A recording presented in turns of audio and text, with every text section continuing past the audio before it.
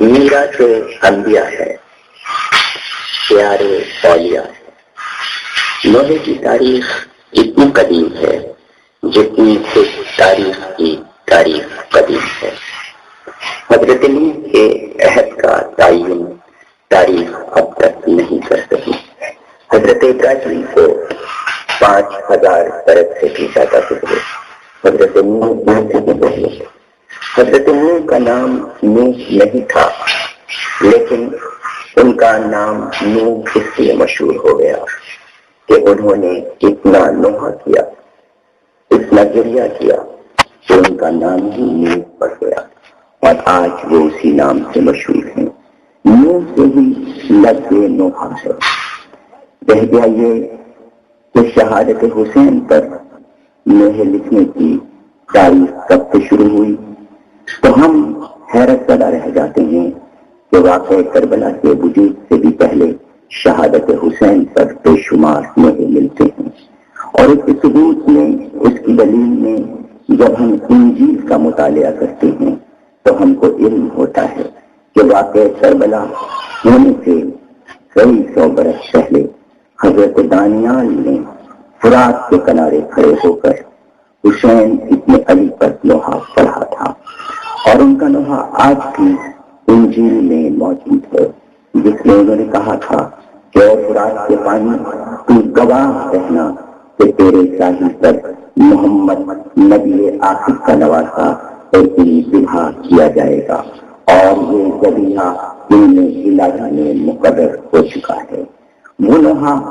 اس بات کی یاد دلاتا ہے کہ صنف نوحہ تاریخ میں بہت قدیم ہے۔ اگر ہم انبیاء کی تاریخ میں دیکھتے ہوئے چلیں تو جس نبی کو بھی واقعہ کربلا کی اطلاع دی گئی، اس نے امام حسین پر نوحہ کیا ہے۔ واقعہ کربلا ہو جانے کے بعد ہم یہ دیکھتے ہیں کہ ابھی شہادت حسین کو چند ہی لمحے گزرے تھے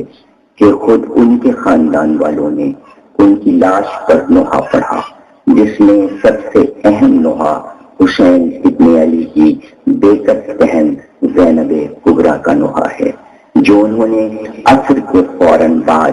اپنے بھائی کے لاشے پر کھڑے ہو کر اپنے نانا کو مخاطب کر کے فریاد کی تھی۔ وہ تاریخ میں نوحہ بن گیا۔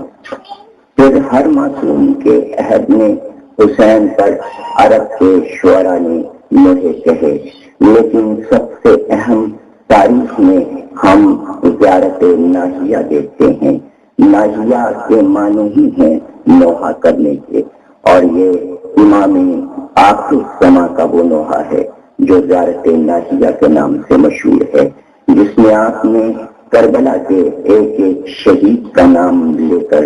اس کی شہادت کو اس طرح بیان کیا ہے کہ جیسے آپ اس شہید کے لاشے پر نوحہ کر رہے ہیں، اور جس میں آخری موضوع نوحے کا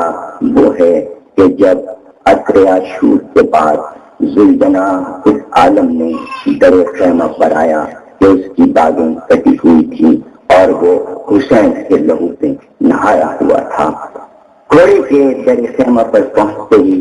جو بین بیویوں نے کیے ہیں وہ تاریخ میں امام زمانہ نے زیارت ناحیہ کے نام سے لکھوائے ہیں، اور اس سے عظیم نوحہ تاریخ نوحہ نگاری میں ہم کو نہیں ملتا۔ واقع کربلا کی ترویج کے ساتھ ساتھ تاریخ نوحہ کا ارتقا ہوا۔ یہ نوحہ عرب سے ہوتا ہوا جب ایران پہنچا تو ایران کے شاعروں نے نوحوں کے انبار لگا دیے، اور ایسا معلوم ہوتا تھا کہ پورا ایران غم حسین میں سوگوار ہو گیا ہے۔ جو بھی شعراء ایران میں منزل ارتقاء پر نظر آتے ہیں، انہوں نے واقعات کربلا پر ایک ایک موضوع کو لے کر نوحے لکھے۔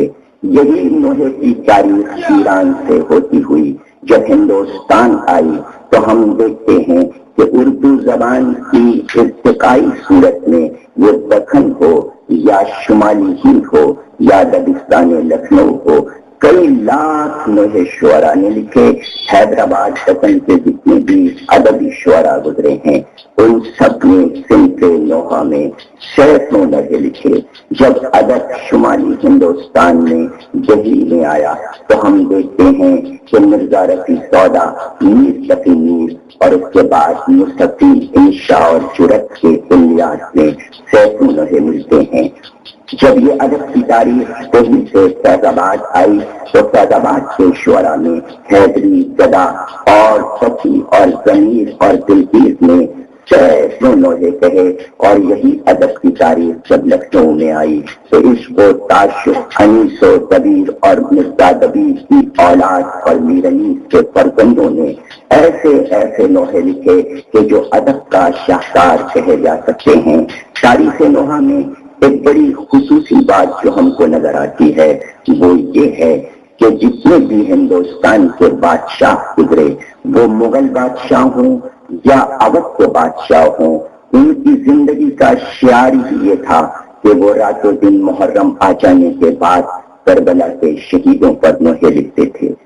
اسی طرح ہم اودھ کے بادشاہوں میں چاہے آصف الدولہ ہوں یا نصیر الدین حیدر ہوں یا اس کے بعد کے بادشاہ ہوں اور آخری تاجدار واجد علی شاہ تک ہم دیکھتے ہیں کہ ان کو لوہے لکھنے سے کتنی دلچسپی تھی اور امام حسین سے کتنی عقیدت تھی۔ جب یہ حکومتیں ختم ہو گئیں تو ہندوستان میں وہ رجواڑے وجود میں آئے جو انگریزوں کی سرپرستی میں چل رہے تھے،